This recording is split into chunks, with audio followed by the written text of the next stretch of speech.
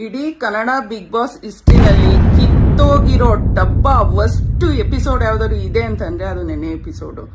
ನೀವೆಲ್ಲ ಸೇರ್ಕೊಂಡು ಸಿಕ್ಕಾರ ನಮ್ ಕಡೆಯಿಂದ ನಿಮ್ಗೆ.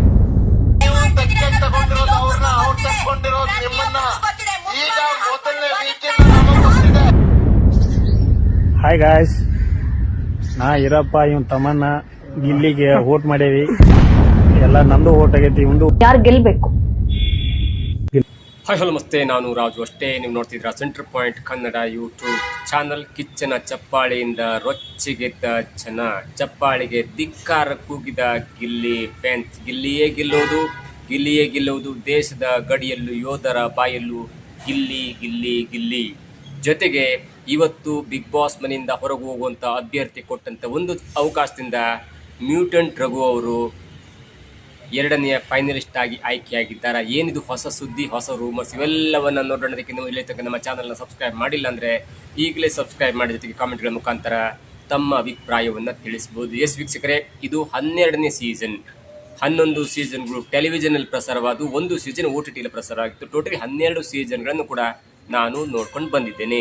ಜೊತೆಗೆ ಈಗ ಸಾಮಾಜಿಕ ಜಾಲತಾಣದಲ್ಲಿ ಸ್ವಲ್ಪ ಪ್ರತಿಕ್ರಿಯೆಗಳು ಜಾಸ್ತಿ ಆದ ಕಾರಣಕ್ಕಾಗಿ ಈ ಸಲದ ಸೀಸನ್ಗೆ ಗಿಲ್ಲಿ ಗೆಲ್ತಾರೆ ಅನ್ನುವಂಥ ಅಭಿಪ್ರಾಯ ಅನೇಕರು ವ್ಯಕ್ತಪಡಿಸ್ತಾ ಇದ್ದಾರೆ ಮತ್ತು ಅದಕ್ಕೆ ಬೇಕಾದಂಥ ಕಾರಣ ಕೂಡ ಕೊಡ್ತಾ ಇದ್ದಾರೆ. ಯಾಕಂದರೆ ಗಿಲ್ಲಿ ಫ್ರಮ್ ದ ಸ್ಟಾರ್ಟಿಂಗ್ ಅಂದರೆ ಸೆಪ್ಟೆಂಬರ್ 28ಕ್ಕೆ ಬಿಗ್ ಬಾಸ್ ಸೀಸನ್ 12 ಪ್ರಾರಂಭವಾಗುತ್ತೆ. ಅದಾದ ನಂತರ ಒಂದು ವಾರದಲ್ಲಿ ಬಿಗ್ ಬಾಸ್ ಕ್ಲೋಸ್ ಆಗುವಂಥ ಹಂತಕ್ಕೆ ಬಂದರು.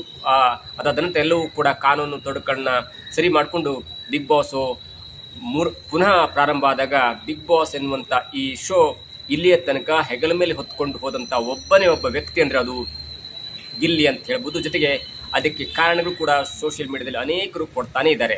ಅದರ ಮುಂದುವರಿದ ಭಾಗವಾಗಿ ನಾನು ಕೂಡ 12 ಬಿಗ್ ಬಾಸ್ ಸೀಸನ್ಗಳನ್ನು ನೋಡಿದ್ದೇನೆ. ಜೊತೆಗೆ ಬಿಗ್ ಬಾಸ್ ಸೀಸನ್ ನೋಡುವಾಗ ಕಿಚ್ಚನ ಪಂಚಾಯಿತಿ ಅಂದ್ಕೊಳ್ಳಿ ಅಲ್ಲೇನೋ ಒಂದು ಸ್ವಲ್ಪ ಟ್ವಿಸ್ಟ್ ಟರ್ನು, ಕೆಲವೊಬ್ಬರಿಗೆ ಕ್ಲಾಸ್ ತೆಗೆದುಕೊಳ್ಳಿ ಅನ್ನುವಂಥ ಮಾತು ಇತ್ತು. ಆದರೆ ನಿನ್ನೆ ನೋಡಿದಂಥ ಬಿಗ್ ಬಾಸ್ನ ಈ ಪಂಚಾಯಿತಿ ಇದೆಯಲ್ಲ, ಕಟ್ಟೆ ಇದೆಯಲ್ಲ, ಅದು ಯಾಕೋ ನನಗೂ ಕೂಡ ಸಮಾಧಾನ ತಂದಿಲ್ಲ. ಆದರೆ ಅದಕ್ಕೆ ಬೇರೆಯದೇ ಆದ ಕಾರಣ ಇದೆ ಅನ್ನೋದು ಕೂಡ ನನ್ನ ಒಂದು ವಾದ. ಅದು ಕೊನೆಯಲ್ಲಿ ಹೇಳ್ತೀನಿ ಮತ್ತು ಈ ಹಿಂದಿನ ಎಪಿಸೋಡ್ಗಳಲ್ಲೂ ಕೂಡ ಅದನ್ನು ಹೇಳಿದ್ದೀನಿ. ಯಾಕೆ ಕಿಚ್ಚ ಸುದೀಪ್ ಅವರು ಧ್ರುವಂತ್ ಮತ್ತು ಅಶ್ವಿನಿ ಅವರಿಗೆ ಕಿಚ್ಚನ ಚಪ್ಪಾಳೆಯನ್ನು ಕೊಟ್ಟರು, ಅದರಲ್ಲೂ ಮುಖ್ಯವಾಗಿ ಧ್ರುವಂತ್ ಅವರಿಗೆ ಈ ಸೀಸನ್ನ ಕಿಚ್ಚನ ಚಪ್ಪಾಳೆ ಕೊಡುವುದರ ಹಿನ್ನೆಲೆ ಏನು, ಜೊತೆಗೆ ಯಾಕೆ ಗಿಲ್ಲಿಯ ವಿರುದ್ಧವಾಗಿ ಗಿಲ್ಲಿಗೆ ಜೊತೆಗೆ ಮತ್ತಿಬ್ಬರು ಕಂಟೆಸ್ಟೆಂಟ್ಗಳನ್ನು ಸರಿಸಮಾನವಾಗಿ ಯಾಕೆ ತರ್ತಾ ಇದ್ದಾರೆ ಅನ್ನೋದರ ಹಿಂದಿನ ಪ್ಲಾನ್ ಕೂಡ ನಾನು ಹೇಳ್ತೇನೆ, ಮತ್ತೊಮ್ಮೆ ಕೊನೆಯಲ್ಲಿ ಹೇಳ್ತೇನೆ.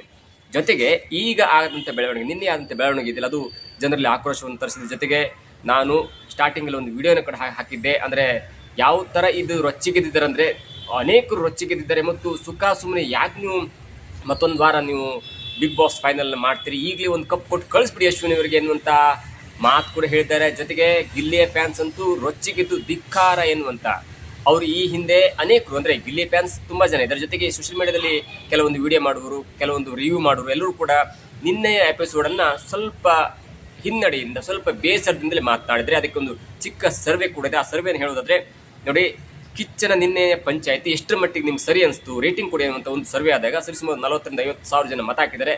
ಅದು ನಿಮ್ಮ 1 into 100 ಮಾಡಿದಾಗ ಅದು 1,50,00,000 ಮತ ಆಗುತ್ತೆ. ಆ್ಯಸ್ ಪರ್ ಯುವರ್ ನಿಮ್ಮ ಲೆಕ್ಕಾಚಾರದಲ್ಲಿ 100ಕ್ಕೆ 30 ಜನ ಓಕೆ ಅಂದಿದ್ದಾರೆ. ಓಕೆ, ಇದು ಸರಿ ಇದೆ. 100ಕ್ಕೆ 30 ಜನ ಹೇಳಿದರೆ ಇದು ಕಿಚ್ಚನ ಪಂಚಾಯತ್ ಸರಿ ಇದೆ, ಅಶ್ವಿನಿ ಅವರಿಗೆ ಕೊಟ್ಟದ್ದು ಸರಿ ಇದೆ, ನಿನ್ನೆ ಎಲ್ಲವೂ ಸರಿ ಇದೆ ಅನ್ನುವಂಥ ಮಾತನ್ನು 30 ಜನ ಹೇಳಿದ್ದಾರೆ. ಓಕೆ, ಸ್ವಲ್ಪ ಬೆಟರ್, ತುಂಬ ಸರಿ ಇಲ್ಲ, ಸ್ವಲ್ಪ ಓಕೆ ಅಥವಾ ಒಂದು 75% ಸರಿ ಇದೆ, ಕೆಲವೊಂದು ಚಿಕ್ಕ ಪುಟ್ಟ ತಪ್ಪಾಗಿದೆ ಎನ್ನುವಂಥ ಮಾತು 6 ಜನ ಹೇಳಿದ್ದಾರೆ. 100ಕ್ಕೆ 6 ಜನ ಹೇಳಿದ್ದಾರೆ. ಇನ್ನು 100ಕ್ಕೆ 50% ಅಂದರೆ ಸರಿ ಇದೆಯಪ್ಪ, ಅರ್ಧಂಬರ್ಧ ಓಕೆ, ಅದು ತಪ್ಪು ಇಲ್ಲ, ಸರಿ ಇಲ್ಲ, ಒಂದು 50% ಓಕೆ ಅನ್ನುವಂಥ ಮಾತನ್ನು 10 ಜನ ಹೇಳಿದ್ದಾರೆ. ನೋಡಿ, 30 ಜನ ಓಕೆ ಅಂತ ಹೇಳಿದರೆ ಸರಿ ಇದೆ, ಏನೂ ತಪ್ಪಿಲ್ಲ ಅಂತ ಹೇಳಿದರೆ, 6 ಜನ ಓಕೆ, ಕೆಲವೊಂದು ಚಿಕ್ಕ ಪುಟ್ಟ ತಪ್ಪಿದೆ ಎನ್ನುವಂಥ ಮಾತನ್ನು 6 ಜನ ಹೇಳಿದ್ದಾರೆ. 10 ಜನ ಓಕೆ ಬಿಡಿ, ಸರಿ ಇದು ಇದೆ, ತಪ್ಪು ಇದೆ, ಓಕೆ 50-50 ಎನ್ನುವಂಥ ಮಾತನ್ನು ಆ 10 ಜನ ಹೇಳಿದ್ದಾರೆ. ಆದರೆ ಸರಿಯೇ ಇಲ್ಲ, ಧಿಕ್ಕಾರ, ಇದು worst episode of the season ಎನ್ನುವಂಥ ಮಾತನ್ನು 100ಕ್ಕೆ 54 ಜನ ಹೇಳಿದ್ದಾರೆ. 30 ಜನ ಸರಿ ಇದೆ ಅಂತ ಹೇಳಿದ್ದಾರೆ, 6 ಜನ ಓಕೆ ಅಂತ ಹೇಳಿದ್ದಾರೆ, 10 ಜನ 50-50 ಅಂತ ಹೇಳಿದ್ದಾರೆ, 54 ಜನ ವರ್ಸ್ಟ್ ಆಫ್ ದ ಸೀಸನ್ ಅಂತ ಹೇಳಿದ್ದಾರೆ. ಇದು ಒಂದು ಲೆಕ್ಕಾಚಾರ. ಜೊತೆಗೆ ಬಿಗ್ ಬಾಸ್ನ ಗೆಲ್ಲಿಲ್ಲ ಅಂದರೆ ನಾವು ಇದನ್ನು ಧಿಕ್ಕಾರ ಮಾಡ್ತೇವೆ, ಇದು ಫೇಕು, ದುಡ್ಡಿದ್ದವರಿಗೊಂಥರ ದುಡ್ಡು ಇಲ್ದಿದ್ದವರಿಗೊಂಥರ ಎನ್ನುವಂಥ ಮಾತನ್ನು ಫ್ಯಾನ್ಸ್ ಹೇಳ್ತಿದ್ದಾರೆ ಮತ್ತು ಸೋಷಿಯಲ್ ಮೀಡಿಯಾದ ರಿವ್ಯೂ ಮಾಡುವಂತ ಹೇಳ್ತಾ ಇದ್ದಾರೆ. ಜೊತೆಗೆ ಧಿಕ್ಕಾರ ಎನ್ನುವಂಥ ಮಾತನ್ನು ಕೂಗ್ತಾ ಇದ್ದಾರೆ. ಇನ್ನು ಮೂರನೇದಾಗಿ ಹೇಳೋದಾದರೆ ಗಡಿಯಲ್ಲೂ ಕೂಡ ನೋಡಿ, ನಾವು ಒಂದು ಕೂಡ ಎಂಟರ್ಟೈನ್ಮೆಂಟ್ ಇರ್ತೇವೆ, ನಾವು ಸೋಷಿಯಲ್ ಮೀಡಿಯಾದಲ್ಲಿ ಇರ್ತೀವಿ, ಸೀರಿಯಲ್ ನೋಡ್ತೀವಿ, ಸಿನಿಮಾ ನೋಡ್ತೀವಿ, ನಮಗೊಂಥರ ಶೋಕಿ, ಕೆಲವೊಬ್ಬರು ಹೀರೋಗಳನ್ನ ಪ್ಯಾನ್ ಮಾಡ್ಕೊಳ್ಬೇಕು, ಹೀಗೆ ಎಲ್ಲವೂ ಕೂಡ ಮಾತಾಡ್ತಾರೆ. ಆದರೆ ದೇಶದ ಗಡಿ ಕಾಯುವಂಥವ್ರು ಕೂಡ ತಮ್ಮ ಮೊಬೈಲ್ನಲ್ಲಿ ನೋಡಿಕೊಂಡು ತಮ್ಮ ಒಂದು ರಿಸ್ಕಿ ಲೈಫಲ್ಲಿ ತಮ್ಮ ಒಂದು ಮನೆಯಿಂದ ದೂರ ಇದ್ರೂ ಕೂಡ ಸ್ವಲ್ಪ ಖುಷಿ ಬೇಕಾಗುತ್ತೆ, ಕೆಲವೊಂದು ವಿಡಿಯೋ ನೋಡ್ತಾರೆ. ಅದರಲ್ಲೂ ಕೂಡ ದೇಶದಲ್ಲಿ ಗಡಿ ಕಾಯುವಂಥ ಉತ್ತರ ಕರ್ನಾಟಕದ ಇಬ್ಬರು ಯೋಧರು ತಾವು ಕೂಡ ಮತ ಹಾಕಿದ್ದೇವೆ ಗಿಲ್ಲಿಗೆ, ನೀವು ಕೂಡ ಮತ ಹಾಕಿ ಅಥವಾ ಗಿಲ್ಲಿಯನ್ನು ಗೆಲ್ಲಿಸಿ, ಗಿಲ್ಲಿ ಈಸ್ ದ ಅತ್ಯುತ್ತಮ ಅಭ್ಯರ್ಥಿ ಮತ್ತು ಎಂಟರ್ಟೈನ್ಮೆಂಟ್ ಕೊಡ್ತಾನೆ ಮತ್ತು ನಿಯತ್ತಾಗಿ ಆಡ್ತಾನೆ ಅಂತ ಮಾತನ್ನು ನಿಯತ್ತಿನ ಯೋಧರು ಹೇಳ್ತಾ ಇದ್ದಾರೆ. ಯೋಧರು ಗಡಿಯಲ್ಲಿ ನಮ್ಮ ದೇಶದ ರಕ್ಷಣೆ ಮಾಡುವಂಥ ಯೋಧರು ಕೂಡ ಹೇಳ್ತಾರೆ. ಅಂದರೆ ಗಿಲ್ಲಿಯ ಒಂದು ಹವಾ ಗಡಿಗೂ ಮುಟ್ಟಿದೆ, ದೇಶದ ಗಡಿಗೂ ಮುಟ್ಟಿದೆ, ಎಲ್ಲ ಕಡೆ ಮುಟ್ಟಿದೆ ಎನ್ನುವುದಕ್ಕೆ ಇಂಥ ಎಕ್ಸಾಂಪಲ್ ಯಾರು ಇಲ್ಲ.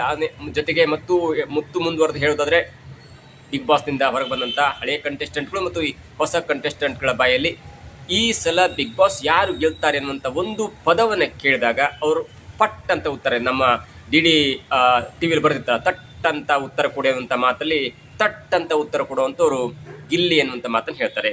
ಜೊತೆಗೆ ಇವೆಲ್ಲವನ್ನು ನೋಡ್ತಾ ಇದ್ರೆ ಒಂದಂತೂ ಅನ್ಸುತ್ತೆ, ಈ ಸಲದ ಬಿಗ್ ಬಾಸ್ ಕಿಚ್ಚನ ಚಪ್ಪಾಳೆ ಮಾಡಿರುವಂಥ ಅವಾಂತರ, ಅದರ ಹವಾ, ಅದರ ಒಂದು ವ್ಯತಿರಿಕ್ತ ಪರಿಣಾಮ, ಅದು ಜನರನ್ನ ಉದ್ರೇಕ ಮಾಡಿ ಮತ್ತೆ ಗಿಲ್ಲಿಗೆ ಕೋಟಿ ಕೋಟಿ ಲೆಕ್ಕದಲ್ಲಿ ಹರಿದು ಬರುವಂಥ ಮತ ಎಲ್ಲವೂ ಕೂಡ ಒಂದು ಹಂತಕ್ಕೆ ಇದೀಗ ಈ ಎಪಿಸೋಡನ್ನು ಕಿಚ್ಚನ ಈ ಪಂಚಾಯಿತಿ 16ನೇ ಅಥವಾ 15ನೇ ವಾರದ ಕಿಚ್ಚನ ಪಂಚಾಯಿತಿಯನ್ನು ಒಂದು ಮಟ್ಟಿಗೆ ಎಲ್ಲರೂ ಕೂಡ ಕೆಂಗಣ್ಣಿನಂತೆ ನೋಡುವಂತೆ ಮಾಡಿದೆ ಎನ್ನುವುದು ಇದೀಗ ಜನರು ವ್ಯಕ್ತಪಡಿಸ್ತಿರುವಂಥ ಭಾವನೆಯಾಗಿದೆ. ಆದರೆ ನನ್ನ ದೃಷ್ಟಿಯಲ್ಲಿ ಇದರ ಹಿಂದೆ ಒಂದು ಪ್ಲ್ಯಾನ್ ಇದೆ, ಇದರ ಹಿಂದೆ ಒಂದು ಕಮರ್ಷಿಯಲ್ ಆ್ಯಕ್ಟಿವಿಟಿ ಇದೆ, ಇದರ ಹಿಂದೆ ಮತ್ತೇನು ಇದೆ. ಯಾಕಂದರೆ ನಾನು ಹಳೆಯ ವಿಡಿಯೋದಲ್ಲಿ ಹೇಳಿದ್ದೆ, ಈಗಲೂ ಹೇಳ್ತೇನೆ, ಸುಖ ಸುಮ್ಮನೆ ಗಿಲ್ಲಿ ಗೆಲ್ತಾನೆ ಜನವರಿ 18, 11ಕ್ಕೆ ಅನೌನ್ಸ್ ಆಗುತ್ತೆ ಅನ್ನುವಂಥ ಮಾತು ಎಲ್ಲರೂ ಕೇಳ್ತಾ ಇದ್ರು.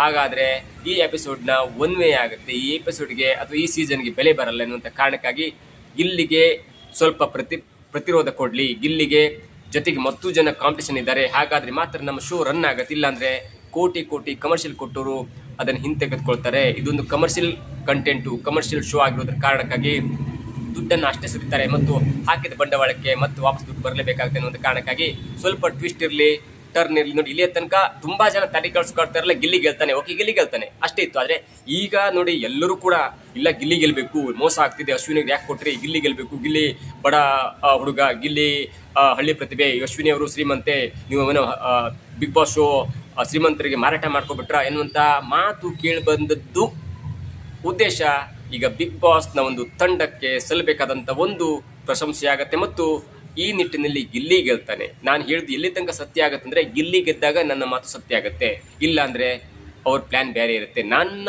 ಪ್ರಕಾರ ಗಿಲ್ಲಿ ಗೆಲ್ತಾನೆ ಮತ್ತು ಗಿಲ್ಲಿಯ ಒನ್ ವೇಯನ್ನು ತಡಿಬೇಕು ಮತ್ತು ಗಿಲ್ಲಿಯ ಒಂದು ಆರ್ಭಟವನ್ನು ತಡಿಬೇಕು. ಯಾಕಂದರೆ ಅದು ಕಮರ್ಷಿಯಲ್ ಶೋ ಆಗಿರುತ್ತೆ, ಜನ ನೋಡಬೇಕು. ಜನವರಿ 18 ರಾತ್ರಿ 11 ತನಕನೂ ಜನ ನೋಡಬೇಕು ಯಾರು ಗೆಲ್ತಾರೆ. ನೋಡಿ, ಗಿಲ್ಲಿ ಗೆಲ್ತಾನೆ ಅಂದಮೇಲೆ ಅಷ್ಟು ಇಂಟ್ರೆಸ್ಟ್ ಇರಲ್ಲ. ಅವ್ರು ಗಿಲ್ಲಿ ಗೆಲ್ತಾನೆ, ಓಕೆ ಗಿಲ್ಲಿ ಗೆಲ್ತಾನೆ ಬಿಡಿ, ಗಿಲ್ಲಿ ಗೆದ್ದೇ ಗೆಲ್ತಾನೆ ಅನ್ನುವಂಥ ಮಾತಾಗುತ್ತೆ. ಮತ್ತು ಆ ಶೋವನ್ನು ಕೊನೆ ತನಕ 11 ಗಂಟೆ 11:30 ರಾತ್ರಿ ತನಕ ನೋಡ್ಲಿಕ್ಕೆ ಅಷ್ಟು ಇಂಟ್ರೆಸ್ಟ್ ಪಡ. ನಾಳೆ ನೋಡ್ಕೊಂಡ್ರೆ ಬಿಡಿ, ಇವತ್ತು ಮಲಿಕಬೇಡ, ನಾಳೆ ಸ್ವಲ್ಪ ಕೆಲಸ ಇದೆ, ಹೌದಾ ನಾಳೆ ನೋಡಿದ್ರೆ ಬಿಡಿ, ಇವತ್ತೇನು ಕೆಲಸ ಇದೆ ಅನ್ನುವಂಥ ಮಾತನ್ನು ಹೇಳ್ತಾರೆ. ಯಾಕಂದ್ರೆ ಗಿಲ್ಲಿ ಗೆಲ್ತಾನೆ ಅನ್ನುವಂಥ ನಂಬಿಕೆ ಇರುತ್ತೆ. ಶೋವನ್ನು ಕಾಂಪಿಟೇಟಿವ್ ಆಗಿ ತೆಗೆದುಕೊಂಡು ಹೋದಾಗ, ಶೋವನ್ನು ತುದಿಗಾಲ ಮೇಲೆ ನಿಲ್ಲಿಸಿದಾಗ ಅಲ್ಲಿ ಹೌದಾ ನಾಳೆಗೆ ಸ್ವಲ್ಪ ಲೇಟಾಗಿ ಎದ್ದು ತೊಂದರೆ, ಇವತ್ತು ನೋಡ್ಕೊಂಡೇ ಮಲಗಬೇಕು, ಹೌದಾ ನಾಳೆ ಕೆಲಸ ಇರುತ್ತಲ್ಲ, ಓಕೆ ಅದು ತೊಂದರೆ, ಇದನ್ನು ನೋಡ್ಕೊಂಡೇ ಮಲಗಬೇಕು ನಾವು ಎನ್ನುವಂಥ ಮಾತನ್ನು ಅಥವಾ ಅಂಥ ಅನಿಸಿಕೆ ಜನರಿಗೆ ಹುಟ್ಟುತ್ತೆ. ಅದೇ ಕಾರಣಕ್ಕಾಗಿ ಇಲ್ಲಿಯ ತನಕ ಟ್ವಿಸ್ಟ್ ಆ್ಯಂಡ್ ಟರ್ನು ಎಲ್ಲವೂ ತೆಗೆದುಕೊಳ್ತಿದೆ, ಅದು ಕೊನೆ ತನಕ ಮುಂದುವರಿಯುತ್ತೆ. ಜೊತೆಗೆ ಬಿಗ್ ಬಾಸ್ ಹೊಂದಿಕೊಂಡದ್ದನ್ನು ಸಾಧಿಸಿದೆ. ಸುದೀಪ್ ಅವರು ಸುಖ ಸುಮ್ಮನೆ ಎಲ್ಲವನ್ನು ಮಾಡಿ ತಮಾಷೆ ಮಾಡಿ ಅವ್ರ ವಿರುದ್ಧ ಕಿಚ್ಚನ ಚಪ್ಪಾಳೆ ಕೊಡೋದ್ರ ಹಿಂದೆ ಅಲ್ಲಿ ಏನೋ ಬೇರೆ ಉದ್ದೇಶ ಇದೆ ಅನ್ನೋದು ಕೂಡ ನನ್ನ ಮಟ್ಟಿಗೆ ಅರ್ಥ ಆಗುತ್ತೆ. ಇದು 100ಕ್ಕೆ 99% ಸತ್ಯ ಮತ್ತು ಹೀಗೆ ಆಗುತ್ತೆ ಕೂಡ ನನ್ನ ನಂಬಿಕೆ. ಒಂದು ವೇಳೆ 1% ಏನಾದರೂ ಹೆಚ್ಚು ಕಡಿಮೆಯಾಗಿ ಅಶ್ವಿನಿಯನ್ನು ಗೆಲ್ಲಿಸಿದ್ರೆ ಅದು ಮತ್ತೆ ಒಂದು ಸುದೀಪ್ ಅವರಿಗೆ ಕಪ್ಪು ಚುಕ್ಕೆ ಆಗೋದ್ರಲ್ಲಿ ಯಾವುದೇ ಸಂದೇಹ. ಇನ್ನು ಸೋಷಿಯಲ್ ಮೀಡಿಯಾದಲ್ಲಿ ಮತ್ತೊಂದು ವಿಡಿಯೋ ಹರಿದಾಡ್ತಿದೆ, ಮತ್ತೊಂದು ಸುದ್ದಿ ಕೂಡ ಹರಿದಾಡ್ತಿದೆ. ಅದೇನೆಂದರೆ, ಇವತ್ತು ಬಿಗ್ ಬಾಸ್ ಮನೆಯಿಂದ ಒಬ್ಬರು ಹೊರಗೆ ಹೋಗ್ತಾರೆ. ಆ ಹೊರಗೆ ಹೋದಂಥ ಅಭ್ಯರ್ಥಿಗೆ ಒಂದು ಅವಕಾಶವನ್ನು ಕೊಡ್ತಾರೆ ಸುದೀಪ್ ಅವರು. ಅದೇನೆಂದರೆ, ನೀವು ಹೊರಗೆ ಹೋಗ್ತಾ ಇರುವಂಥ ಸಂದರ್ಭದಲ್ಲಿ ಇಲ್ಲಿರುವ ಮನೆಯ ಒಳಗಡೆ ಇರುವಂಥ ಒಬ್ಬ ಅಭ್ಯರ್ಥಿಯನ್ನು ನೀವು ಸೆಕೆಂಡ್ ಫೈನಲಿಸ್ಟ್ ಆಗಿ ಆಯ್ಕೆ ಮಾಡಬೇಕು ಎನ್ನುವಂಥ ಒಂದು ಅವಕಾಶವನ್ನು ಕೊಟ್ಟಾಗ, ಆ ಹೊರಗೆ ಹೋಗ್ತಾ ಇರುವಂಥ ಅಭ್ಯರ್ಥಿ ರಘು ಅವರ ಹೆಸರನ್ನು ಹೇಳಿದ್ದಾರೆ ಎನ್ನುವಂಥ ಸುದ್ದಿ ಇದೀಗ ಹರಿದಾಡ್ತಿದೆ. ಅದು ಕೂಡ ಯಾವುದಕ್ಕೂ ಕೂಡ ಕನ್ಫರ್ಮ್ ಇಲ್ಲ. ಮುಂದಿನ ಗಂಟೆಗಳಲ್ಲಿ ಅದು ಕನ್ಫರ್ಮ್ ಆಗುತ್ತಾ ಅಥವಾ ಇದು ಸತ್ಯವಾ ಸುಳ್ಳ ಎಲ್ಲವೂ ಕೂಡ ಮುಂದಿನ ಗಂಟೆಗಳಲ್ಲಿ ಅದು ನಮಗೆ ಅರ್ಥ ಆಗುತ್ತೆ. ಯಾಕಂದರೆ ಮನೆಯಿಂದ ಹೊರಗೆ ಹೋಗುವಂಥ ಅಭ್ಯರ್ಥಿ ಮ್ಯೂಟೆಂಟ್ ರಘು ಅವರನ್ನ ಫೈನಲಿಸ್ಟ್ ಆಗಿ ಆಯ್ಕೆ ಮಾಡಿದ್ದಾರೆ ಅನ್ನುವಂಥ ಸುದ್ದಿ ಹರಿದಾಡ್ತಿದೆ. ಅಲ್ಲಿ ರಘು ಅವ್ರನ್ನೇ ಯಾಕೆ ಆಯ್ಕೆ ಮಾಡಿದ್ರು ಎನ್ನುವುದು ಕೂಡ ಈಗ ಅನೇಕ ಕುತೂಹಲವನ್ನು ಗೊಂದಲವನ್ನು ಸೃಷ್ಟಿ ಮಾಡುತ್ತೆ. ಯಾಕಂದರೆ ಹೊರಗೆ ಹೋಗುವಂಥ ಅಭ್ಯರ್ಥಿ ಗಿಲ್ಲಿಯನ್ನು ಕಾವ್ಯನ್ನು ಏನಾದರೂ ಒಬ್ಬ ಆಪ್ತ ಅಭ್ಯರ್ಥಿಯನ್ನು ಫೈನಲಿಸ್ಟ್ ಆಗಿ ಮಾಡಬಹುದಿತ್ತು ಅಥವಾ ಅವರು ತಮ್ಮ ಸಾಮರ್ಥ್ಯದಿಂದ ಹೋಗ್ತಾರೆ, ಹಾಗಾಗಿ ಮ್ಯೂಟೆಂಟ್ ರಘು ಅವ್ರು ಹೋಗಲಿ, ಯಾಕಂದ್ರೆ ತಮ್ಮ ಆಪ್ತರು ಕೂಡ ಹೌದು, ತಮ್ಮ ಮೇಲೆ ಆರೋಪ ಕೇಳಿಬಂದಾಗಲೂ ಕೂಡ ಅವರು ತಮ್ಮ ಸಮರ್ಥನೆ ಮಾಡ್ಕೊಂಡಿದೆ ಅನ್ನುವಂಥ ಕಾರಣಕ್ಕಾಗಿ ಮ್ಯೂಟೆಂಟ್ ರಘು ಅವ್ರನ್ನೇ ಸೆಕೆಂಡ್ ಫೈನಲಿಸ್ಟ್ ಆಗಿ ಆಯ್ಕೆ ಮಾಡಿದ್ದಾರೆ ಅನ್ನುವಂಥ ಒಂದು ಮಾತು ಇದೀಗ ಕೇಳಿ ಬರ್ತಿದೆ. ಅದಕ್ಕೆ ಮುಂದಿನ ಗಂಟೆಗಳಲ್ಲಿ ಅಥವಾ ಇವತ್ತು ಎಪಿಸೋಡ್ ನೋಡಿದಾಗ ಅದಕ್ಕೆ ಸರಿಯಾದ ಉತ್ತರ ಮತ್ತು ಸ್ಪಷ್ಟನೆ ಸಿಗುತ್ತೆ. ಇದಾಗುತ್ತೆ ಇವತ್ತಿನ ವಿಶೇಷ. ನೋಡ್ತಾರೆ centre point Kannada YouTube channel.